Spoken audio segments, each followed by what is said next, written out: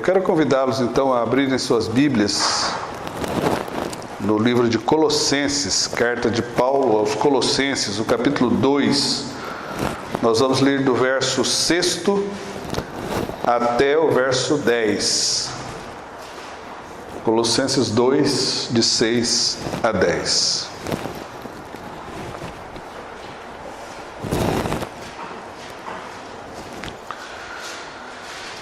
Quem achou, diga amém.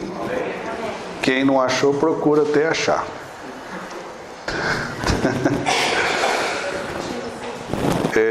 Diz o seguinte: ora, como recebestes o Senhor Jesus Cristo, assim também andai nele, arraigados e edificados nele e confirmados na fé, assim como fostes ensinados, crescendo em ação de graças.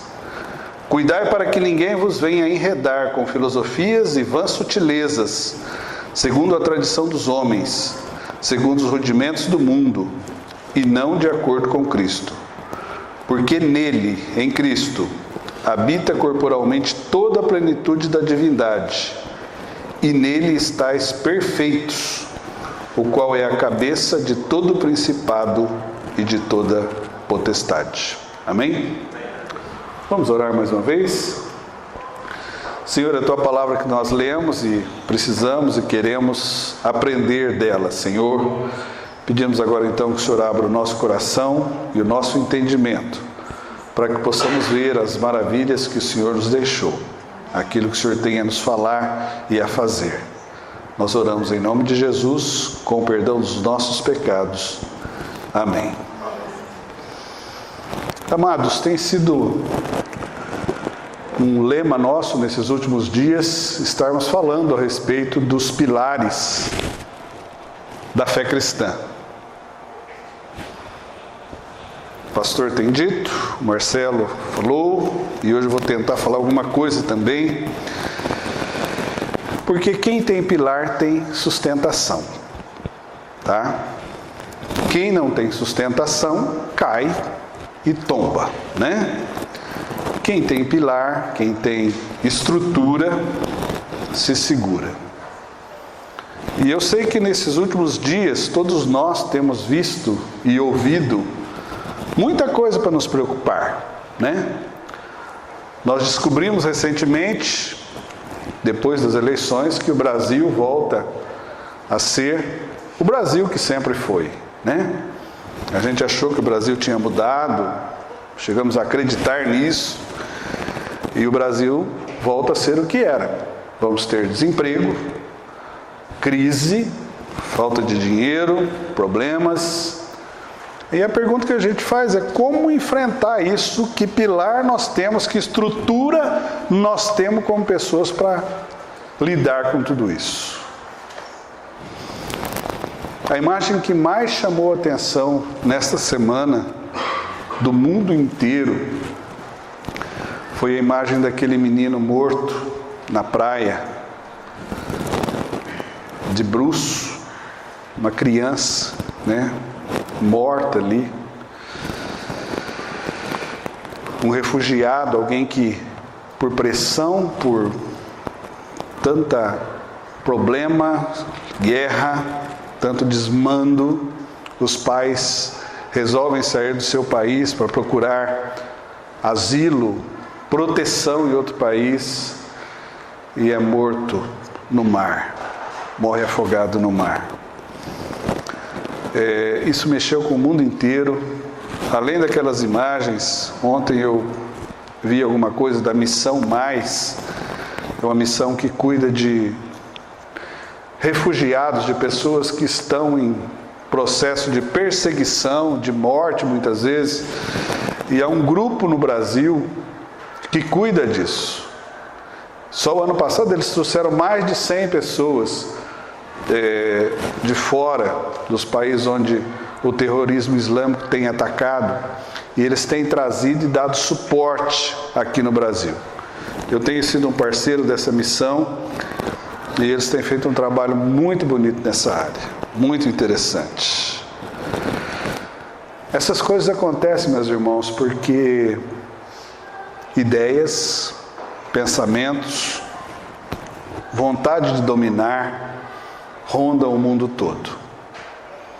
E em função disso, em função de pessoas querer impor seu pensamento, sua crença, sua fé, matam, destroem, fazem o que for preciso para se manter no poder, para se manter tentando dominar.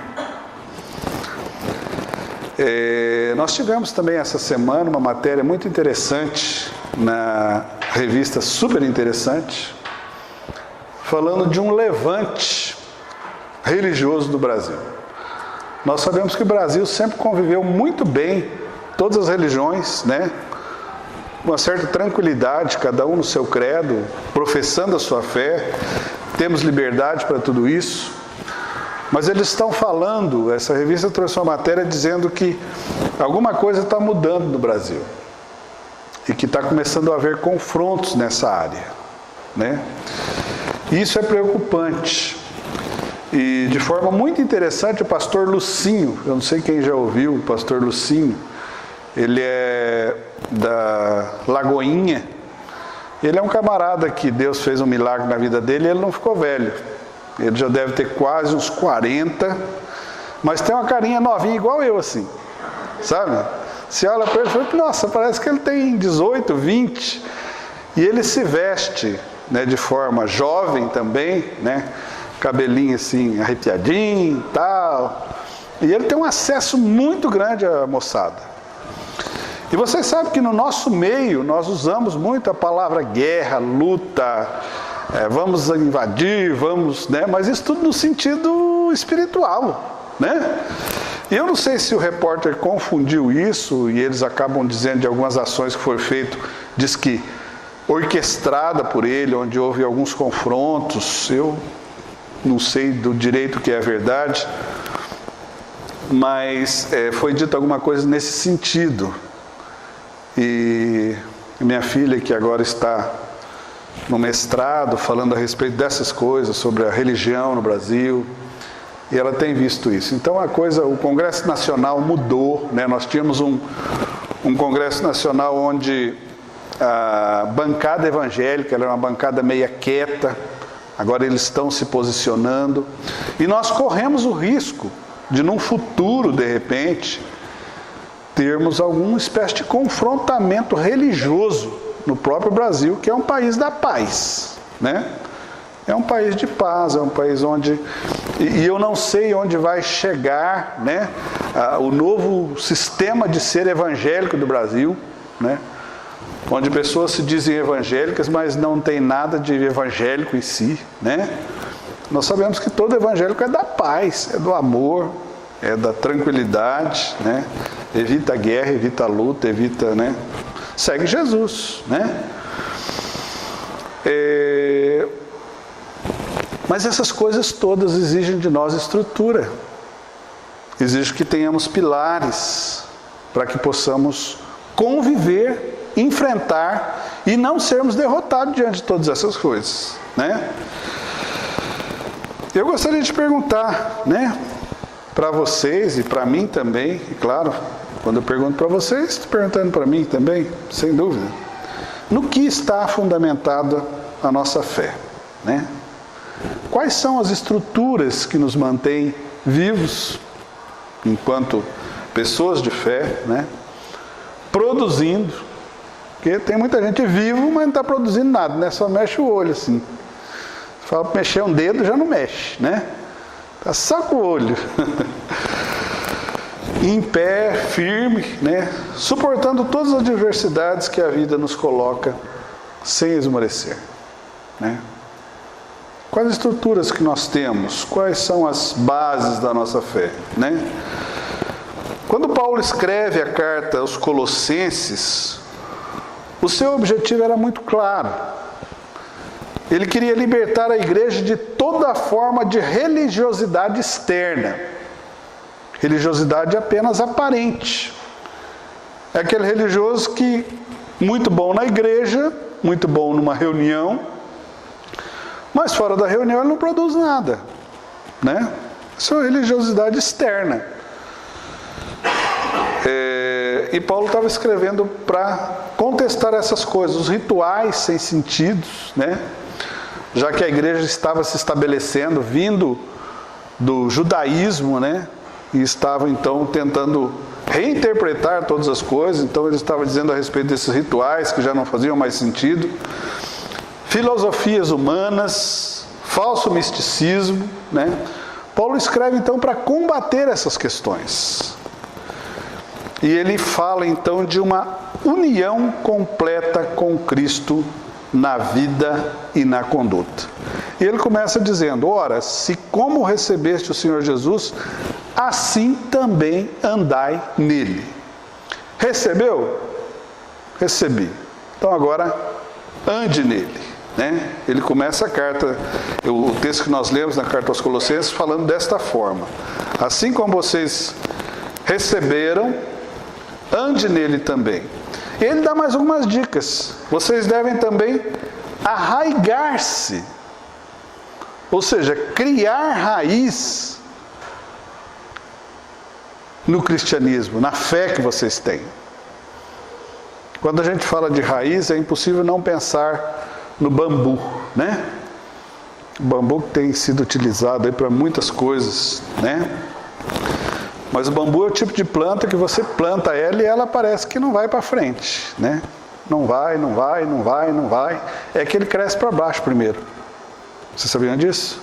Primeiro ele afunda as suas raízes e depois ele sobe.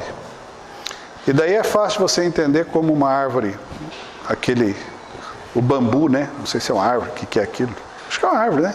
Pode chamar de árvore? Tão comprido, suporta tantos ventos, tanta tempestade. Primeiro porque ele tem a capacidade de vergar-se, né?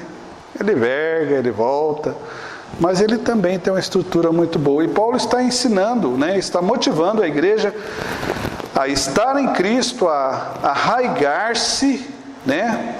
Edificar-se, estar edificado, confirmados nele, para o crescimento, porque em Cristo habita corporalmente toda a plenitude. Ou seja, para que tenhamos estrutura, para que tenhamos os pilares da fé, para que sejamos vitoriosos, né? Eu ouvi ontem uma entrevista feita numa rádio, eu acho que não sei se da Síria, é da Síria, e um entrevistador falando a respeito da morte de dois jovens que foram mortos, e ele estava entrevistando um dos irmãos desses jovens. E o que fica muito claro, né, foram mortos pelo terrorismo islâmico, em função da fé que eles professavam. E o que fica muito claro naquela família, quando o rapaz respondia as perguntas, quando falava da própria mãe, é que eles tinham estrutura e raízes e firmeza para suportar aquele golpe, a perda dos dois irmãos. Nós precisamos nos edificar, precisamos nos enraizar e estarmos confirmados no Senhor. Eu não sei se vocês sabem, aqui ninguém é engenheiro, eu acho, ninguém é arquiteto, tem alguém que mexe com essa área aí, não sei. Talvez alguém tenha, eu já sei fazer, sou meia colher de pedreiro, eu sei. Meia colher só, com a colher inteira já não dou conta, né? Mas dá pra gente ter uma ideia, né?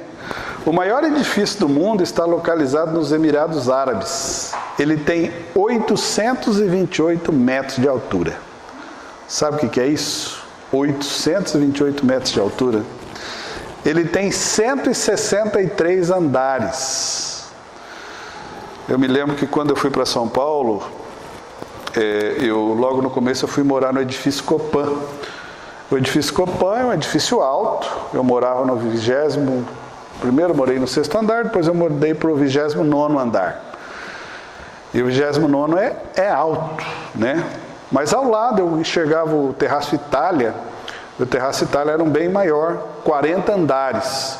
O Terraço Itália, eu acho que ainda é o prédio mais alto. Martinelli, o Terraço Itália, não sei exatamente qual dos dois, mas são os edifícios mais altos que tem em São Paulo. Eles têm 40 e poucos andares. Esse edifício tem 163 andares, né? Agora, embora a gente não conheça nada de engenharia e de arquitetura, mas é possível imaginar por que um edifício desse não verga, não cai, né? Especialmente em Dubai, onde o solo é muito arenoso, né? E eles tiveram todo um mecanismo de construção para segurar esse edifício dessa altura, né? Sem que ele venha a cair. Até agora não caiu. Ele foi feito em 2010, foi inaugurado em 2010, já tem 5 anos de vida, né? Se nenhum Sérgio Naia ajudou a construir, vocês lembram do Sérgio Naia, que construiu os prédios, depois os prédios caiu tudo, né? Se nenhum Sérgio Naia ajudou a construir, ele vai se manter. Sabe, irmãos, eu estou dizendo isso tudo para vocês para dizer o seguinte, que há um problema na nossa vida cristã, na fé cristã, que se chama perseguição, né? É o que as pessoas estão sofrendo fora do Brasil. Os países onde a fé não é aceita, onde as pessoas não aceitam, isso é uma perseguição. O que nós vimos essa semana, aquele menino morto, é resultado de uma perseguição religiosa, sim, né? Aquele menino e outros mais, né? Tem mais, várias pessoas morreram. Outros meninos como aqueles morreram da mesma situação, as imagens muito tristes, né? Em função de perseguição. Mas há uma coisa tão perigosa quanto a perseguição, que nos mina, que nos tira a força, que é a sedução, né? E Paulo está falando aqui sobre situação. Cuidado para que ninguém vos venha enredar. Ele não falou, cuidado que alguém vem com a faca e com o revólver aí fazer isso. Não, ele não está falando disso. Está falando de conversa na orelha, né? Cuidado para que ninguém vos venha enredar com filosofias e vãs sutilezas, segundo a tradição dos homens, segundo os rudimentos do mundo. Há uns 10 anos atrás, ou um pouco mais, uns 13 anos atrás, um escritor norte-americano chamado David Hunt, pesquisador, teólogo, tem uma série de publicações, e ele escreveu um livro chamado A Sedução do Cristianismo. E algum tempo depois, um escritor brasileiro, estava lembrando o nome dele até agora há pouco, mas me esqueci, daqui a pouco eu lembro. Ele escreveu um livro parecido, até acharam que era plágio, deu uma discussão e tal. Mas a fundamentação desse livro é dizer que muitas vezes nós cristãos criamos sistemas totalmente avesso àquilo que a palavra de Deus ensina, mas são sistemas que seduzem e que nós acabamos nos deixando envolver por essas coisas. Não tem nada a ver com o que a palavra diz. Não tem nada a ver com o que Jesus fez, com o que Jesus pregou, mas nós acabamos deixando-nos envolver e sermos seduzidos por essas coisas. E Paulo então deixa bem claro, olha, vocês já estão arraigados, edificados, construídos, estão permanecendo em Cristo. Agora cuidado. Cuidado para que ninguém vos venha a enredar com filosofias e vãs sutilezas, segundo a tradição dos homens e segundo os rudimentos do mundo, e não de acordo com Cristo. Porque em Cristo habita corporalmente toda a plenitude da divindade. Ou seja, se você quiser saber alguma coisa que vai te dar estrutura, que vai te dar alicerce, que vai te colocar pilar na sua vida, tem que ser em Cristo. Eu queria falar rapidamente de algumas coisas que tiram a nossa estrutura e que nos faz frágeis e que pode nos destruir, né? A primeira delas, meus irmãos, o grande problema que nós temos tido hoje é o chamado liberalismo teológico. Né? Isso parece um nome esquisito, mas eu vou traduzir isso para vocês. A teologia, toda vez que eu e você falamos alguma coisa sobre os feitos de Deus, você está fazendo teologia, tá? Você está produzindo teologia. Tem gente que fala, eu não gosto de teologia, eu não quero saber de teologia, isso é coisa para quem estuda, não sei o quê, mas ele faz teologia o tempo todo, né? Nós não temos como... teologia é estudo de Deus, seria mais ou menos isso, a tradução da palavra, né? Nós não temos como estudar Deus, porque Deus não se deixa estudar. Primeiro que nós não temos condição nenhuma, nem de estudar, nem de discutir, nós falávamos isso na escola dominical hoje, né? Com Deus, porque Ele é que nos capacita de tudo, então tudo que nós temos foi Ele que nos deu e nós não temos condição de sequer discutir com Deus, né?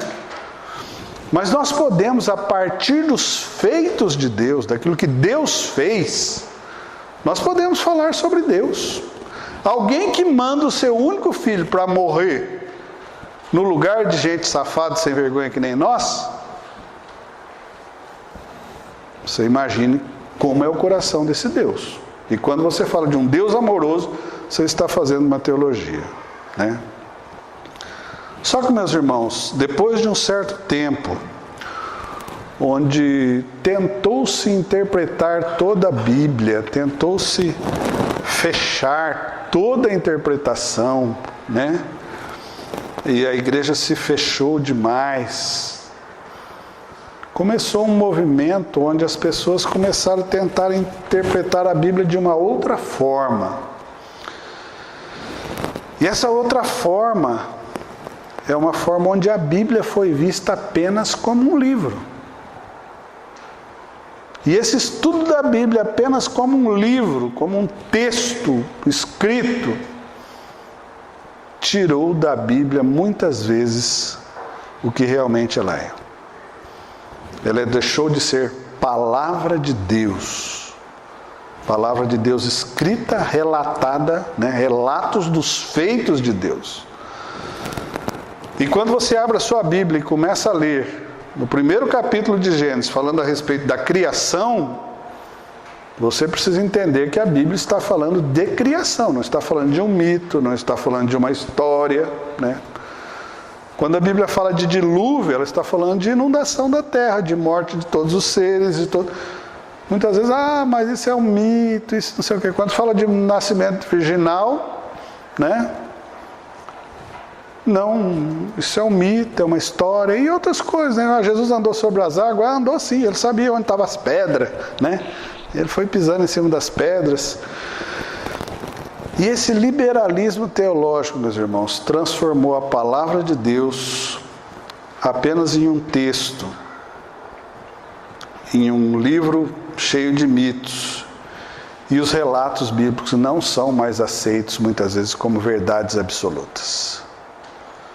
E quando muitas vezes você, na sua fraqueza, procura a Bíblia para se encher, se abastecer daquilo que ela diz, muitas vezes você vai para ela com dúvidas. E esse liberalismo teológico tem trazido muita coisa ruim para a igreja, para o povo de Deus, onde pessoas não conseguem entender mais a palavra de Deus como completa, inerrante, suficiente, verdadeira. E isso tem trazido muita tristeza, muita fraqueza para a própria igreja. E tão perigoso quanto esses estudos, muitas vezes, sem dar a devida importância à palavra de Deus, é a nossa maneira de nos cercarmos a Bíblia com aquilo que nos interessa. Todos nós temos nossos textos prediletos, não é isso? Nossas passagens prediletas, né? Ninguém foi num velório até hoje que tinha escrito lá em cima assim, né? Quem crer será salvo, quem não crer já está condenado. Vocês já viram em algum velório? Sempre na hora H o morto está lá, mas tem um versículo de consolo, né, para a família e tal. Às vezes o desgraçado está indo para o inferno mesmo, porque não creu, rejeitou, mas na hora H a gente acha, né? Claro que estou dando aqui um exemplo absurdo. Mas nós muitas vezes, meus irmãos, como crentes, nos cercamos de coisas que fazem coceira no nosso ouvido, que nós gostamos de ouvir, mas nos fechamos para o todo da palavra de Deus. A palavra de Deus, eu tenho um amigo que dizia o seguinte: você precisa ler a Bíblia contra você. Ler a favor é muito fácil, né? A Bíblia tem 10 mandamentos. Aí você seleciona os que você é bom, os que você é ruim, você deixa para lá, não é isso? As instruções da palavra de Deus, nisso eu sou bom.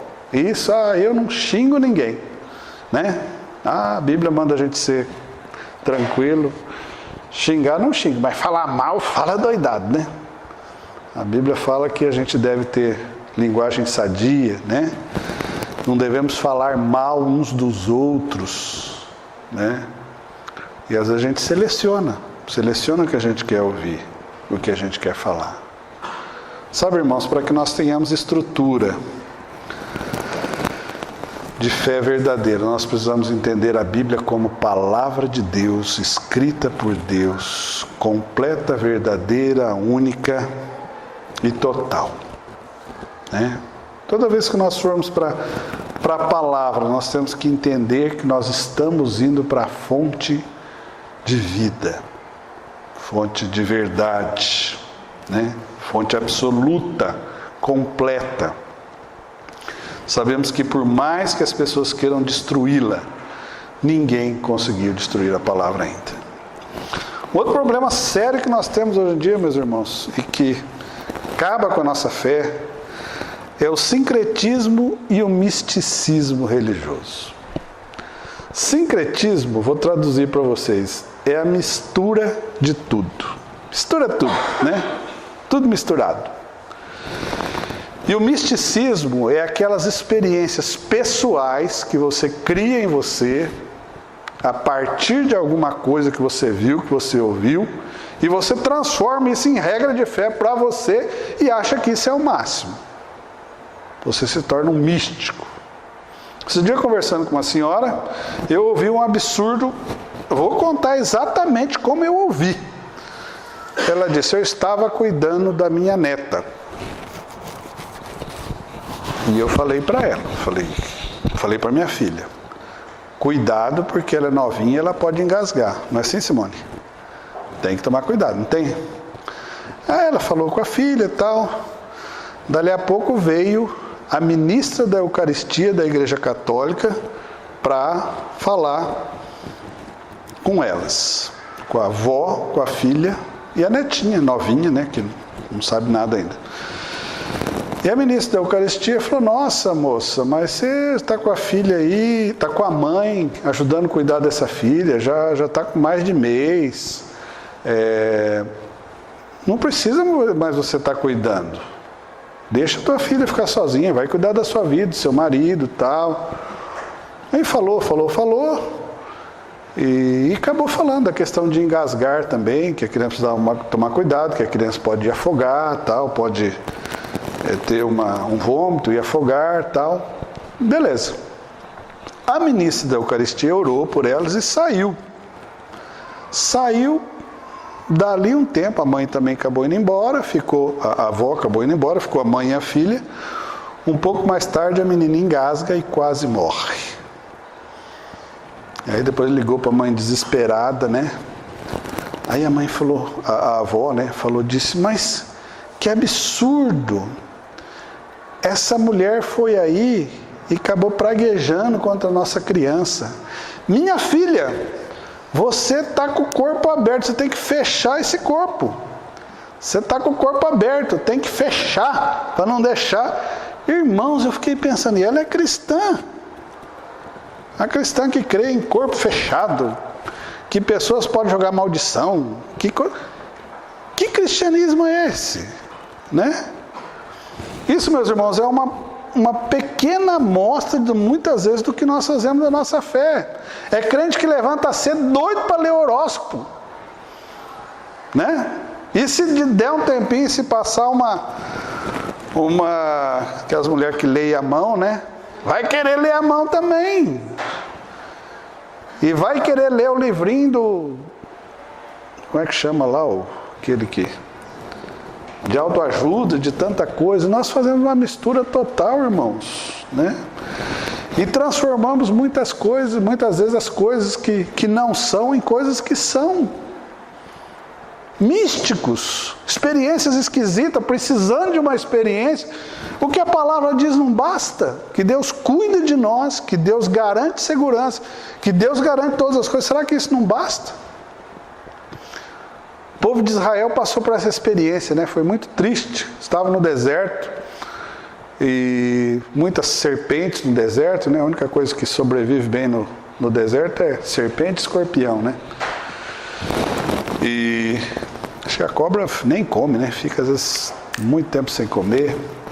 E começaram a ser mordidos por cobras e tal. E aí Moisés falou com Deus. Deus falou, vamos pôr uma serpente de bronze aí, fazer uma imagem de uma serpente de bronze. Quando alguém foi mordido pela serpente, as pessoas vêm, olham para aquela serpente e eles são curados. O que aconteceu? Passou uns dias e começaram a adorar a bendita serpente. O povo começou a adorar.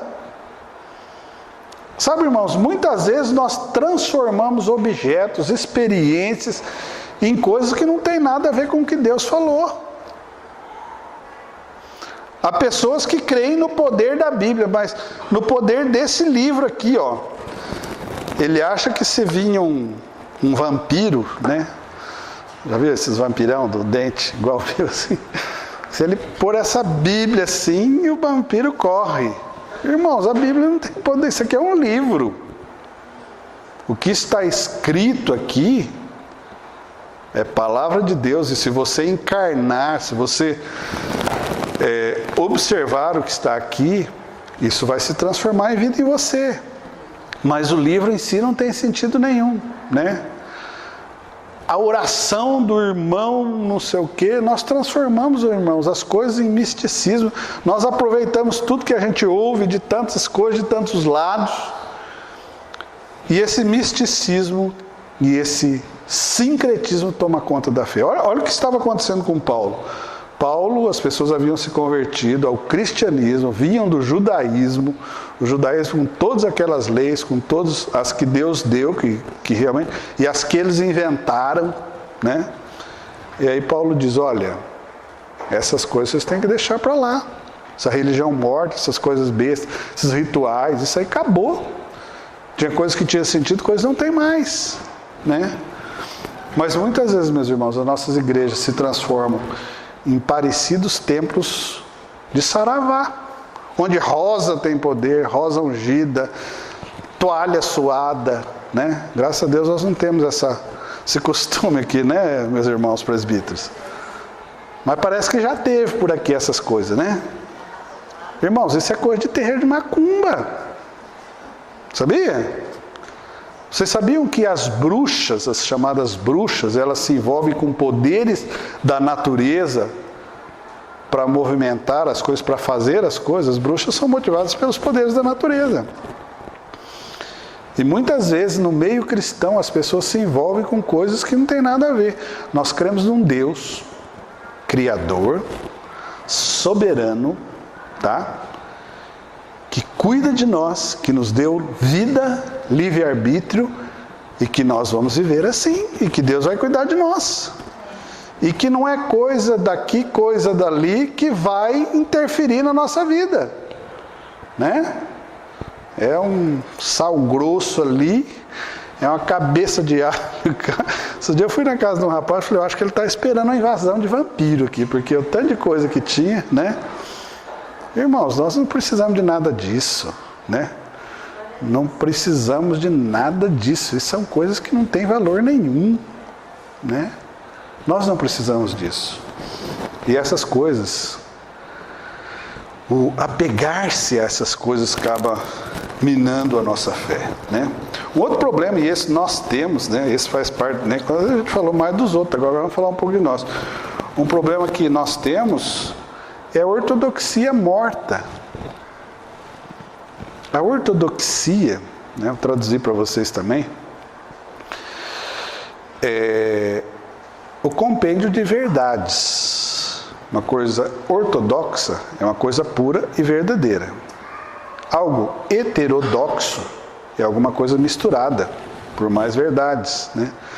Mas a ortodoxia não, é algo verdadeiro, completo, né?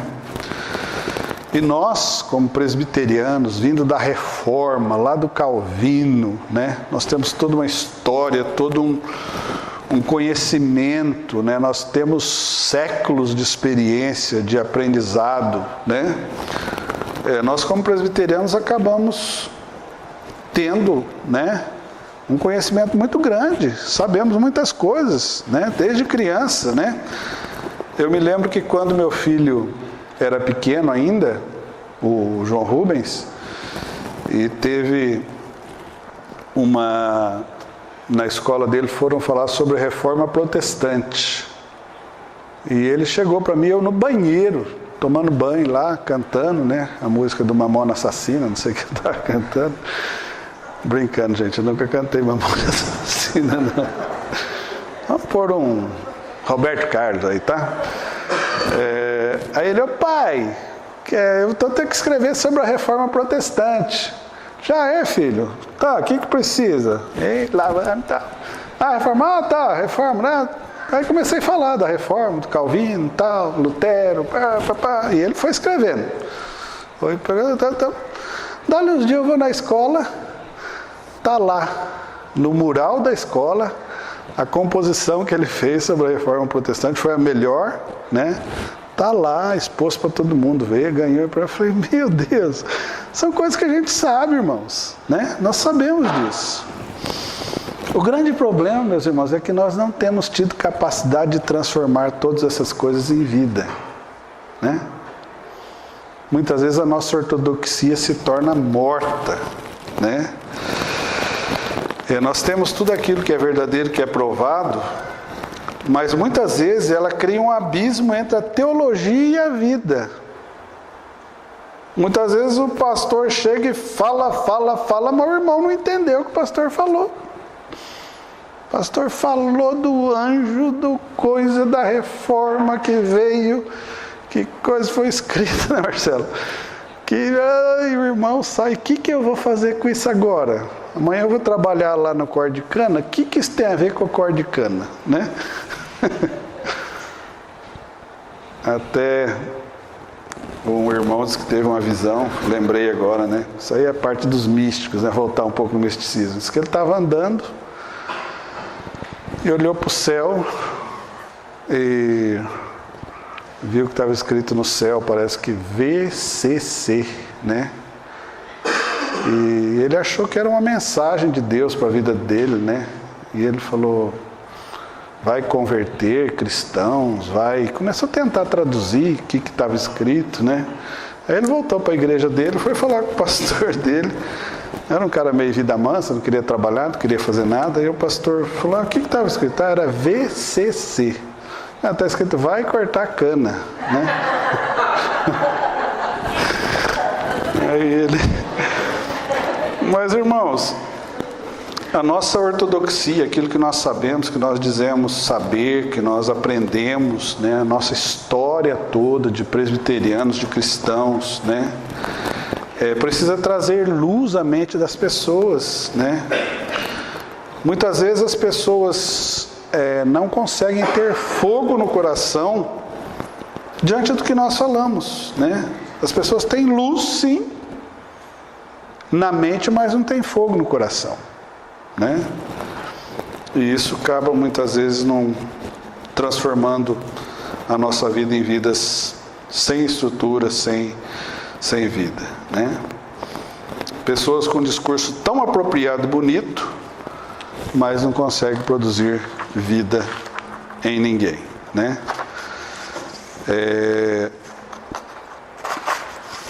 É notável ver que muitas vezes pessoas tão simples, né? A nossa igreja, para um pastor ser pastor, ele tem que estudar 4 a 5 anos, depois ele vai, faz pós-graduação, estuda a vida inteira, né?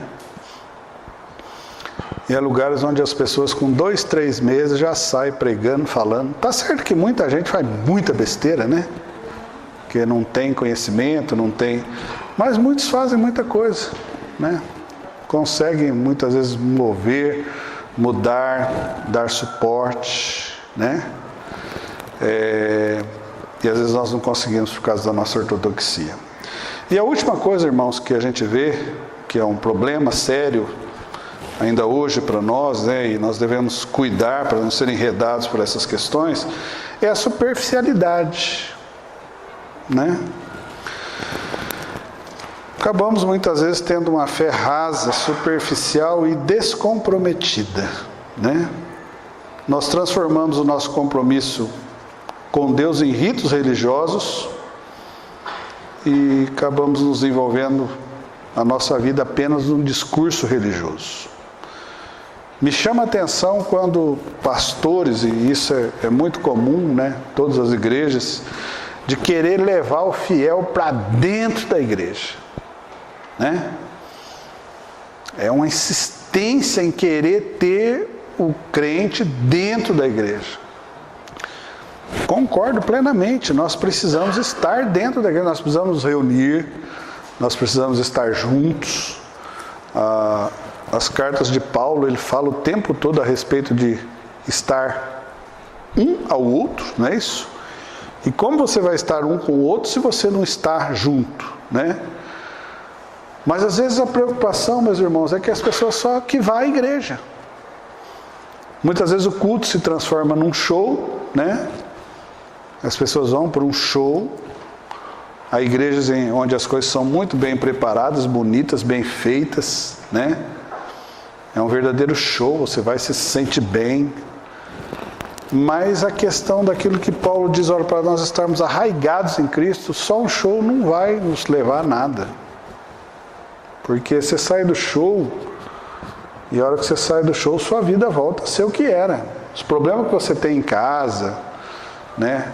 Os problemas que você tem no trabalho, no seu estudo, nas decisões que você tem que tomar na vida, elas voltam tudo para você. Não é isso? Os desafios do dia a dia. Então eu gostaria de ter uma igreja assim, né? Muito bonita, né? Que tivesse toda uma estrutura, né? Já fui em igrejas muito bonitas, onde tem, né? Tudo. Nossa igreja é uma igreja pequena. Pergunta se eu gostaria de ter. Gostaria, claro. Mas não entendo que isso seja importante. Que isso seja o mais importante. Porque o que é importante é a qualidade da nossa fé. A profundidade com que nós cremos, com que nós nos relacionamos com Deus e com as pessoas. Né? Eu falei do bambu aqui. Por que o bambu aguenta tanto vento? Por causa das raízes que ele tem, né? A profundidade, né? Uma planta que não tem raiz, uma árvore sem raiz, ela está sujeita, primeiro vento que der, ela cair, né? Nós precisamos então sermos profundos e não superficiais. Se nós conseguirmos trabalhar com essas 4 questões, é claro que existem muitas outras, certamente nossas estruturas vão melhorar muito. Temos uma boa teologia, né?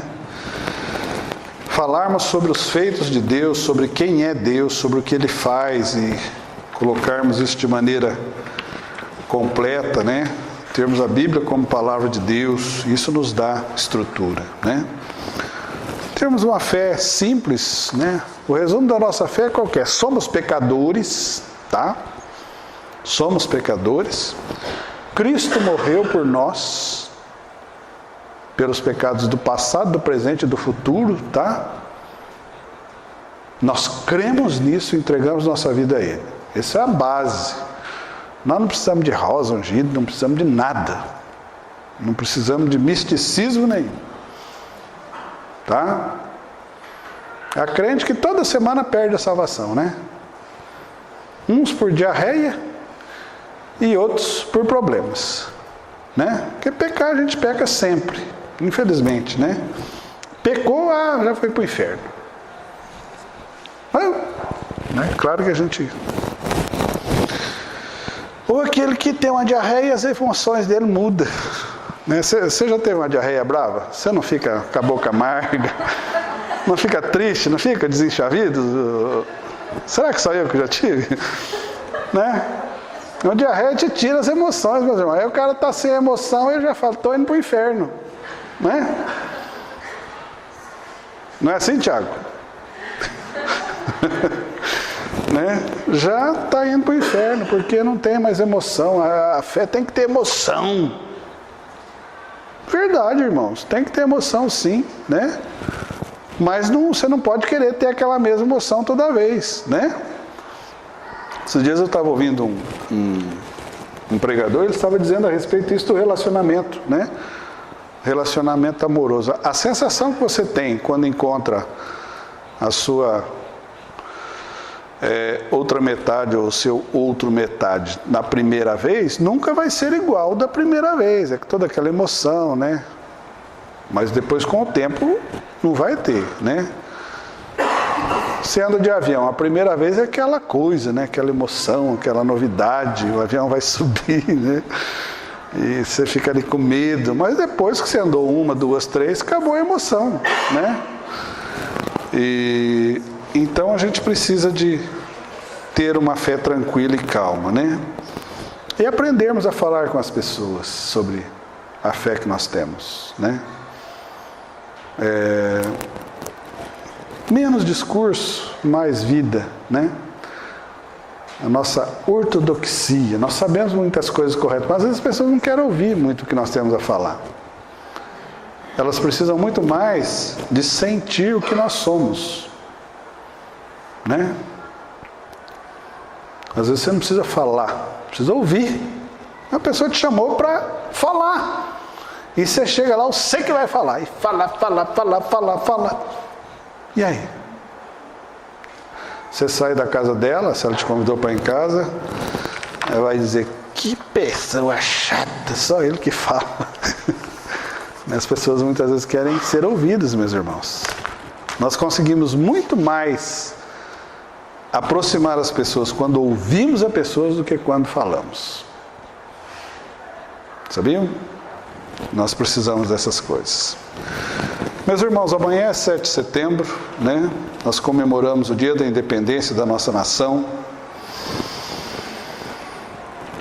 Mas a questão é, será que nós realmente somos livres, né?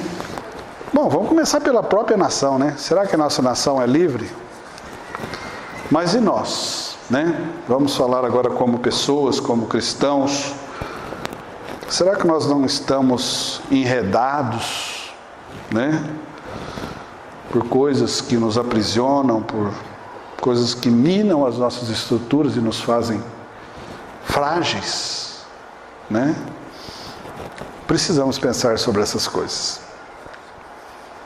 Vamos pensar sobre essas coisas e colocar diante de Deus. Amém, meus irmãos?